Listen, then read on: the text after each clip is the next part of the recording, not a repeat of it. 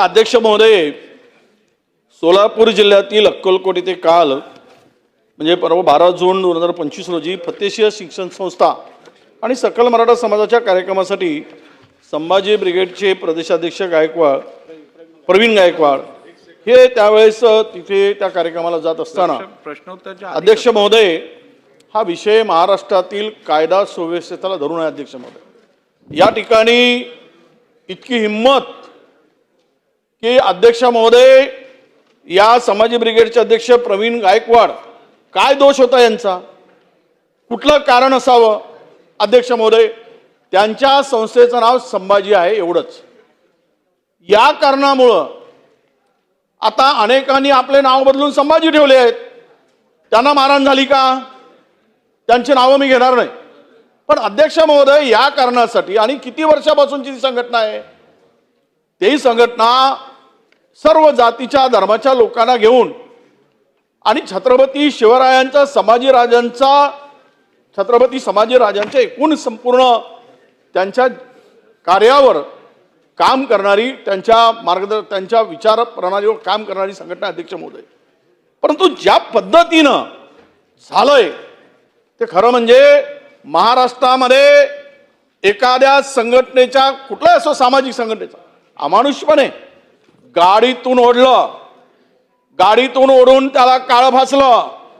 काळच फासलं नाही अध्यक्ष महोदय, त्याला कालर धरून ओढून खाली पाडलं.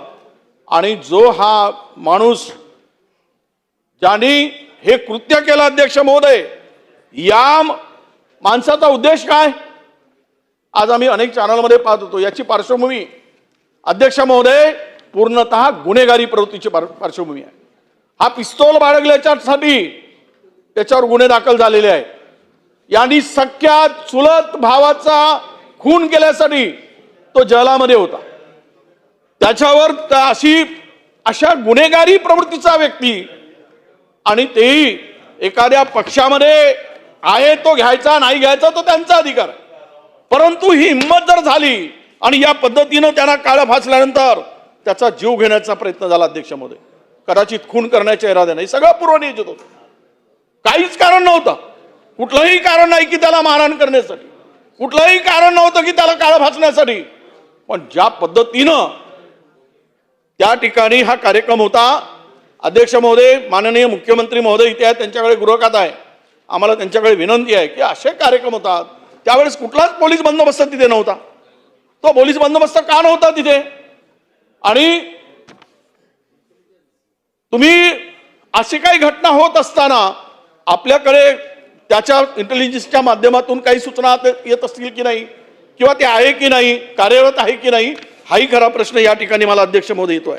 म्हणून आपल्याला विनंती आहे या निमित्तानं, कारण हा संपूर्ण प्रश्न, हा कायदा सुव्यवस्थेचा प्रश्न ऐरणीवर आल्याचं ते सगळे समोर येत आहे अध्यक्ष महोदय.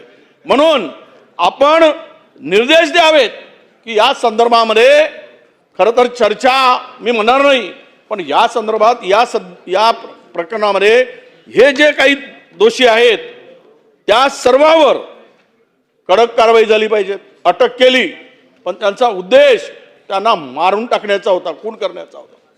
आणि ज्या पद्धतीनं यांना कायदा हातात घेण्याचं यांनी काम केलेलं आहे, म्हणजे कायदा यांच्यासाठी काही नाही, अशा प्रकारचा आविर्भाव आणि मस्ती जी आहे ती ठेचली गेली पाहिजे अध्यक्ष महोदय.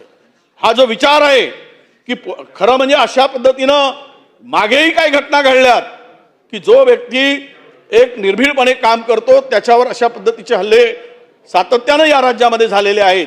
म्हणून आपल्याला विनंती आहे की हा जीवघेणा हल्ला करणारे जे काही आहेत त्यांच्यावर या ठिकाणी स्थानिक पोलिसांचं का दुर्लक्ष झालं, आणि प्रवीण गायकवाड हल्ला होत असताना जी काय आता माध्यमामध्ये आणि जनसामान्यामध्ये एक चीड आणि एक प्रश्न निर्माण झालाय, राग निर्माण झालाय, आणि अनेक संघटना आता एकत्र येऊन या ठिकाणी या संदर्भात न्याय मागण्याची त्यांची संपूर्ण ते रस्त्यावर येत आहेत न्याय मागण्यासाठी.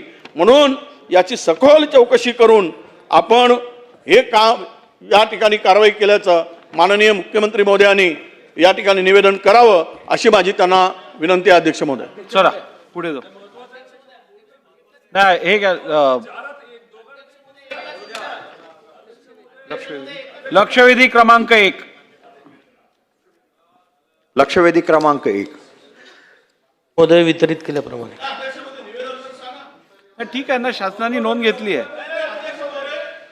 सभागृहात अध्यक्ष एखादा महोदय- तुम्ही विषय मांडला, शासनाकडनं प्रतिनिधी ते आहेत उपस्थित, त्यांनी नोंद घेतलेली आहे. अध्यक्ष महोदय, मी स्वतः या प्रकरणाची पूर्ण माहिती घेतली. ही वस्तुस्थिती आहे की त्या ठिकाणी हे जे काही आरोपी आहेत त्यांनी अशा प्रकारचा हल्ला केला आणि तुम्ही संभाजी नाव का ठेवलं आणि छत्रपती संभाजी नाव का नाही ठेवलं असा काहीतरी वाद तयार करून त्यांच्यावर शाई फेकली. पोलीस तातडीनं त्या ठिकाणी पोचले. पोलिसांनी श्री गायकवाडांना ही विनंती केली की आपण या संदर्भात फिर्याद द्या. ते फिर्याद द्यायला तयार नव्हतं, तरी पोलिसांनी फिर्याद घेतली. फिर्याद घेऊन त्या ठिकाणी तात्काळ जे काही आरोपी आहेत त्यांना अटक करण्यात आलेली आहे. अद्यापही आरोपी पोलिसांच्याच ताब्यामध्ये आहे. कुठलेही त्यांना त्या ठिकाणी सोडण्यात आलेलं नाही. यामध्ये जी काही घटना घडलेली आहे त्यानुरूप जी काही शिक्षा करावी लागते किंवा त्या संदर्भात जे काही कलम लावावे लागतात ते कलम लावून या संदर्भात योग्य ती कारवाई केली जाईल. लक्षवेधी क्रमांक 1. लक्षवेधी क्रमांक 1. नाही नाही, राऊत साहेब, वितरित 57 ची केल्याप्रमाणे. सूचना, एक मिनिट, 57 ची सूचना जी असते ती प्रश्नोत्तराच्या